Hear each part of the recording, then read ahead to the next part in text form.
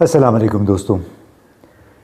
चंद दिनों से बड़ा चर्चा था एक ख़बर का कि पाकिस्तान ने वाखान के साथ जो उसकी सरहद मिलती है, वाखान में पाक चाइना सरहद, उस पे कब्ज़ा कर लिया है। तो बड़ी उससे सनसनी फैली कि क्या पाकिस्तान ऐसा काम कर सकता है, क्योंकि वहाँ पे चीन की सरहद भी वाखान कॉरिडोर से मिलती है। और उसमें बड़े बड़े समझदार लोग थे, उन्होंने ये ख़बरें फैलाई कि पाकिस्तान ने वहाँ पे कब्ज़ा कर लिया है। अब कबल इसके कि हम इसकी तफसील में जाएं, पहले तो है कि वाखान है क्या। ये कोई 350 किलोमीटर का एक तंग रास्ता है और बदख्शान सूबा है अफ़गानिस्तान का, शिमाल मशरिक़ में, और वहाँ पे वाक़ है। बहुत पहाड़ी इलाका है और वाखान के मग़रिब में बुनियादी तौर पे अफ़गानिस्तान है, मशरिक़ में चीन है, जनूब में बिल्कुल नीचे पाकिस्तान है और शिमाल में ताजिकिस्तान है। और अफ़गानिस्तान के साथ इसकी कोई 92 किलोमीटर सरहद बनती है, लेकिन वहाँ पे सड़क वगैरह कोई नहीं है। तो ये एक ऐसी है जगह बड़ी स्ट्रेटिजिक, पाकिस्तान का भी शायद कोई 25 किलोमीटर का करीब बॉर्डर लगता है वाखान के साथ। और जब अफ़गान तालिबान की हुकूमत के साथ पाकिस्तान की कशीदगी बढ़ी हालिया दिनों में, तो फिर चंद लोगों ने ये ख़बर उड़ा दी और उसको बहुत उछाला भारतीय ज़राए इब्लाग ने कि पाकिस्तान ने तालिबान को नाराज़ करने के लिए उनके बिल्कुल करीबी जो इलाका है यानी वाखान कॉरिडोर पे कब्ज़ा कर लिया है। अब जनवरी 2024 में तालिबान ने ऐलान किया था कि उन्होंने वाखान में चीन से मिलाने के लिए यानी जो 92 किलोमीटर की सड़क है वो बना दी है। एक ग्रेवल रोड उन्होंने बनाया है, रास्ता हमवार कर दिया है और बाकायदा सड़क अभी नहीं है। उसमें भारी ट्रक, बड़ी गाड़ियाँ आसानी से सफ़र नहीं कर सकते। जीपेबल रोड अभी बनाया है और ये पहला कदम है चीन और अफ़गानिस्तान को मिलाने के लिए। यहाँ से वो जियांगसू सूबा, शिनजियांग का रास्ता भी इधर ही से जाता है। सवाल फिर ये पैदा हुआ कि क्या पाकिस्तान वाकई, पाकिस्तान की अफवाज इतने बुलंद वाला इलाके पे जाके कब्ज़ा कर सकती हैं। और इस हवाले से ज़ाहिर है तशवीश फैली, चीनी हुकाम को भी इस हवाले से कुछ तशवीश हुई, जो ख़बरें हमें बीजिंग से आईं। लेकिन हकीकत क्या है? हकीकत बड़ी सीधी सादी है। पाकिस्तान का सबसे पुराना, सबसे बाएतमाद दोस्त चीन है। तो क्या पाकिस्तान वाखान कॉरिडोर पे कब्ज़ा करके वहाँ पे कोई फ़ौजी सरगर्मी करके चीन को नाराज़ करेगा? ये एक बुनियादी सवाल है जिसका जवाब हमें चंद हक़ाइक़ सुनने के बाद वाज़ेह हो जाएगा। हक़ाइक़ क्या हैं? हक़ाइक़ ये हैं कि चीन ने वाखान के इलाके में अपनी सरहद पे एक बहुत बड़ा किलानुमा फ़ौजी पोस्ट कायम कर रखी है और ये कोई 2014-15 से उन्होंने कायम कर दी थी। यहाँ पे उनके फ़ौजी भी मौजूद हैं और ज़्यादातर ये एक मॉनिटरिंग पोस्ट के तौर पे ये किला इस्तेमाल होता है वाखान में चीन की साइड पे। उसका बुनियादी मकसद था यहाँ पे दहशत गर्दों पे, यहाँ से जो मिलिटेंट्स हैं आने जाने वाले, उन पे नज़र रखना। क्योंकि आपको याद होगा कि नवंबर 2014 में इस्लामिक स्टेट ऑफ खुरासान या दाइश के मुख्तलिफ धड़े उभर के सामने आए थे और इनके ताल्लुकात ईस्ट तुर्किस्तान इस्लामिक मूवमेंट, जिसको इस वक्त अभी इस्लामिक तुर्किस्तान पार्टी भी कहा जाता है, उसके साथ भी थे। तो ये चूँकि तमाम मिलिटेंट्स आपस में जुड़े हुए थे, लिहाजा चीन को ये ख़तरा पैदा हुआ कि कहीं वाखान कॉरिडोर मिलिटेंट्स की आमद रफ्त के लिए इस्तेमाल ना हो। वो लोग जो कि शिनजियांग में जाके गड़बड़ करते रहे हैं।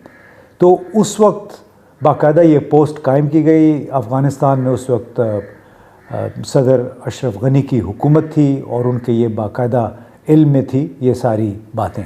तो ये था एक सिक्योरिटी एस्पेक्ट, यानी सिक्योरिटी पॉइंट ऑफ व्यू से चीन ने कोशिश की कि वाखान कॉरिडोर का जो इलाका है अफ़गानिस्तान के सरहद के साथ मिलने वाली सरहद, उसको वो सिक्योर कर ले। अब किस हद तक उन्होंने सिक्योर किया ये हमें नहीं मालूम, लेकिन एक बात बड़ी वाज़ेह है कि चीन की फ़ौजी पोस्ट वाखान के ऊपर मौजूद है।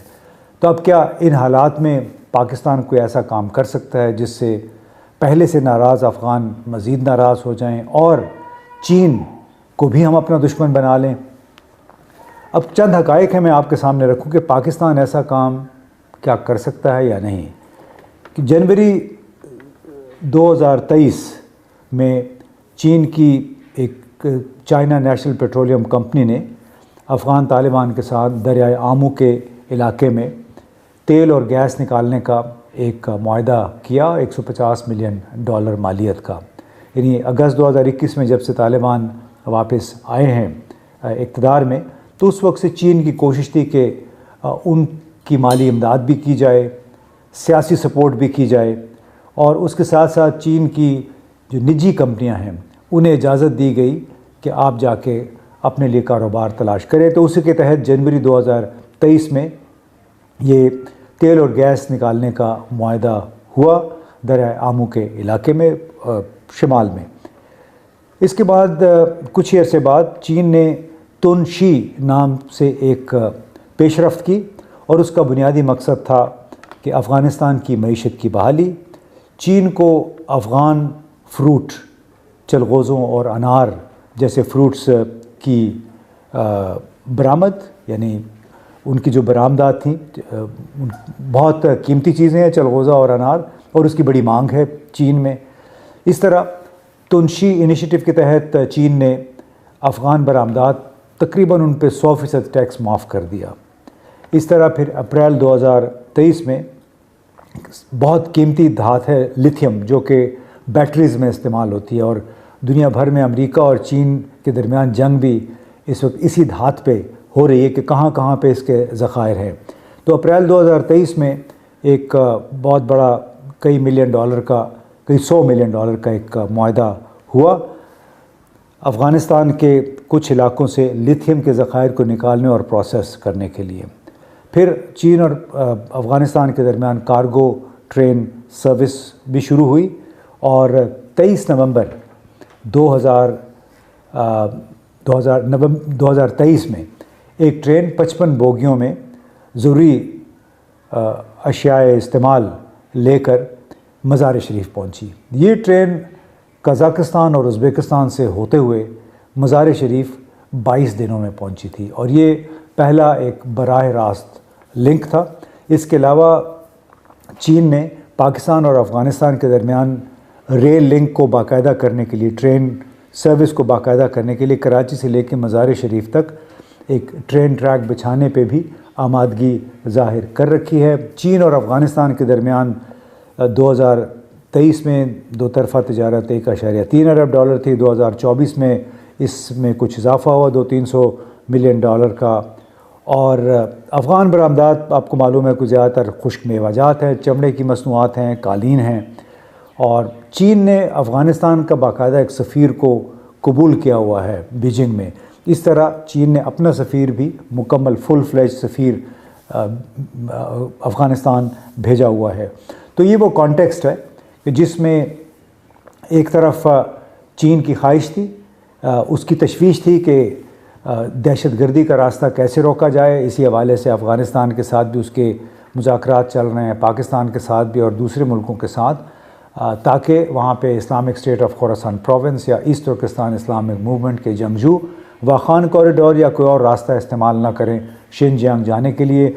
और दूसरा चीन का मिशन ये रहा था कि अफ़गानिस्तान की मईशत को सहारा देना, वहाँ पे ह्यूमैनिटेरियन सर्विसेज फराहम करना और उसके साथ तिजारत को फ़रोग़ देना, ताकि अफ़गानिस्तान के बरामदात को मुल्क से बाहर जाने का एक मौका फ़राहम किया जाए, और वो भी टैक्स फ्री। पाकिस्तान को भी चीन ने काफ़ी सारी रियायत दे रखी है, पाकिस्तान की बरामदात को और अफ़गानिस्तान की बरामदात को भी। तो लिहाजा किस्सा मुख्तसर के वाखान कॉरिडोर के हवाले से जितनी ये चेमे गोइयाँ हुई, बहुत लोगों ने गपशप लगाई कि पाकिस्तान की फ़ौज ने उस पर कब्ज़ा कर लिया है। तो ये बकवास नहीं कहना चाहिए लेकिन बड़ी फजूल सी बात है, और ये उन लोगों की तरफ से आई जिन्हें पाकिस्तान और चीन के ताल्लुकात की नौइयत का एहसास ही नहीं है। इसके साथ ही उन लोगों को इस अमर का भी एहसास नहीं है कि पाकिस्तान तो पहले ही अपने सरहदी इलाकों में मसाइल में घिरा हुआ है, TTP की वजह से, दाइश की वजह से, Islamic state of Khorasan province जिसको कहते हैं, जमातुल अहरार की वजह से। तो ये TTP आपको मालूम है, तो ये 4-5 बड़े ग्रोह हैं जो कि पाकिस्तान के सरहदी इलाकों में ऑपरेट कर रहे हैं। फिर बलूचिस्तान लिब्रेशन फ्रंट भी है, और BLF और TTP ने गुज़िश्ता 2 दिनों के दौरान ज़िला खुजदार में जहरी के मकाम पे, और TTP ने लकी मरवत में एटॉमिक एनर्जी कमीशन से के जुड़े हुए कुछ लोग थे जो माइनिंग प्रोजेक्ट पे काम कर रहे थे, उनको अगवा किया। तो पाकिस्तान के तो पहले ही उसके प्लेटर पे बहुत सारी चीज़ें हैं, बहुत ज़्यादा मसरूफ़ हैं पाकिस्तान की सिक्योरिटी फोर्सेस।